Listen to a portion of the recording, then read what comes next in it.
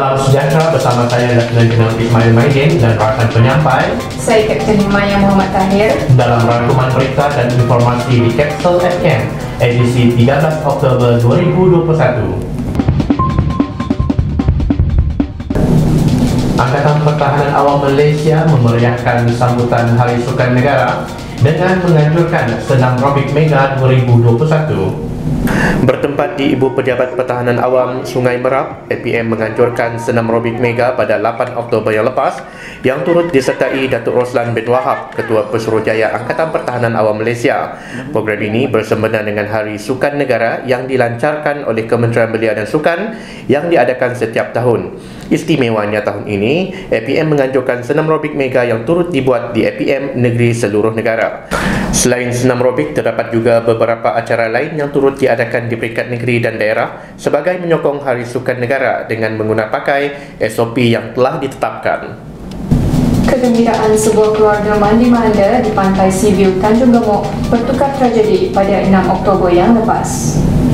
Dalam kejadian itu, mangsa seorang kanak-kanak berusia 6 tahun tanpa disedari telah mengekori ayahnya untuk menyelamatkan dua orang abangnya berusia 8 dan 10 tahun yang ditarik ombak kuat di pantai berkenaan. Dua orang abang mangsa berjaya diselamatkan manakala mangsa Muhammad Nur Mubin Muhammad Mikdam yang ditarik ombak kuat dijumpai terapung 10 meter dari kawasan pantai terbabit dalam keadaan lemah. Anggota Pertahanan Awam Port Dickson yang menemui mangsa sempat melakukan bantuan pernafasan sebelum mangsa dibawa ke Hospital Port Dickson untuk tindakan selanjutnya. Walau bagaimanapun, mangsa dilaporkan meninggal dunia akibat kejadian lemas itu. Yang Berhormat Datuk Dr. Abdul Latif Ahmad, Menteri di Jabatan Perdana Menteri, tugas-tugas khas telah membuat libat urut bersama Jabatan Perkhidmatan Awam dalam usaha mengisi dan mengait taraf Perjawatan Angkatan Pertahanan Awam Malaysia.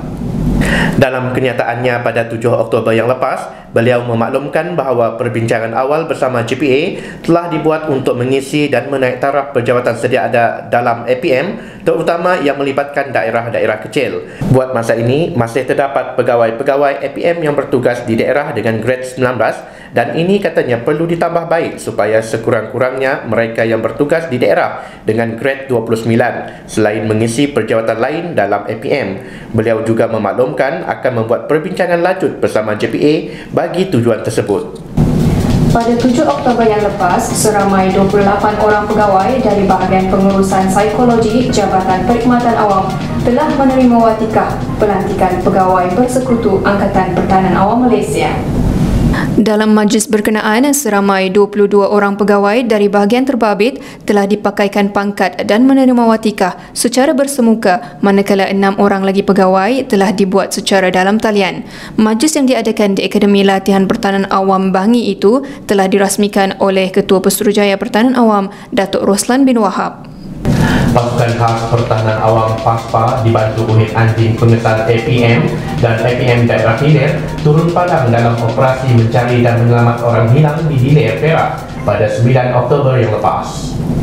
Dalam kejadian tersebut, isteri mangsa telah membuat laporan kehilangan suaminya yang berusia 36 tahun pada 6 Oktober yang lepas selepas menjumpai motosikal dan telefon bimbit mangsa ditinggalkan di kawasan kelapa sawit berhampiran. Mayat mangsa yang dilaporkan mengalami kemurungan itu berjaya ditemui oleh pasukan penyelamat yang melibatkan beberapa agensi termasuk Pasukan Gerakan AM Batalion 3 Bidor, Ibu Pejabat Polis Daerah Hilir Perak dan Jabatan Bomba dan Penyelamat Malaysia. Dalam segmen infografik, kita bersama rakan penyampai Letnan Siti Ramizah Muhammad Khalid. Silakan. Baik, terima kasih Puan. Assalamualaikum dan salam sejahtera. Terus kepada laporan infografi penugasan APM COVID-19. Data yang telah dikemas kini sehingga 13 Oktober 2021, seramai 6,332 orang petugas APM berada di seluruh negara bagi membantu mengekang penularan COVID-19. Ini meliputi 8 kategori penugasan kesemuanya di mana 960 orang menjalankan tugas pemekasaan komuniti dampik. Manakala bagi penugasan di kawasan Perintah Kawalan Diperketatkan PKPD, seramai 460 orang bertugas di 13 lokasi sekitar negeri Pahang dan Perak. Okey, bagi penugasan di pintu masuk antarabangsa KLIA, seramai 130 orang sentiasa bersedia membantu tidak kira masa. 657 orang melaksanakan tugasan di 210 stesen kuarantin dengan melibatkan 16,615 individu. Tidak ketinggalan 4 lagi kategori penugasan lain seperti yang tertera di skrin anda. Sekian saja laporan infografi penugasan APM COVID-19 bagi kapsul APM 13 Oktober 2021. Salam hormat dan Assalamualaikum. Kita kembali ke kapsul APM bersama Tuan Ismail dan Puan Hirmaya. Silakan.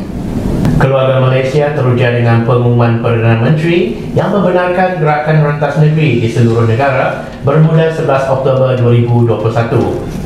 Pengumuman yang sememangnya dinantikan keluarga Malaysia sepanjang tempoh pandemik COVID-19 ini mengisi segmen Apa yang Viral kali ini.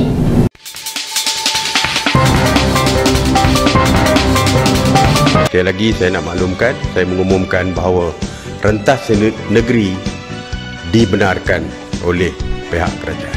Jadi besok bebaslah, dan inilah sebenarnya yang ditunggu-tunggukan oleh masyarakat. Rasa amat teruja dan gembira dapat balik kampung, dapat berjumpa dengan keluarga. Jadi apa-apa pun kita perlu ikut saranan oleh pihak kerajaan. Yang penting vaksin tu, dapatkan vaksin dulu dan pastikan ahli keluarga kita pun dapat juga vaksin. Dalam perancangan untuk balik tu kemungkinan esok lah. Perasaan saya bila PM umum kita boleh rentas negeri kan, of course happy sebab saya dah lama sangat tak balik, jumpa family semua kat rumah. Dalam lebih setahun lebih lah juga saya tak jumpa kan. So siapa je yang tak rindu kan. Saya berasal daripada Perak.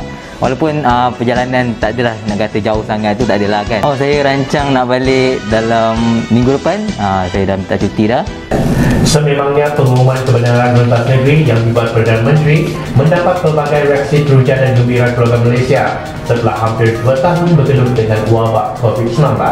Namun, suka kami untuk mengingatkan keluarga Malaysia untuk menggunakan peluang ini dengan sebaiknya dengan tetap mematuhi SOP yang telah ditetapkan. Ingat, kita masih belum menang. Maya, suruh balik kampung ke? Tunggu peluang yang sesuai kan? Sama-sama kita mematuhi SOP. Salam hormat Dan Assalamualaikum.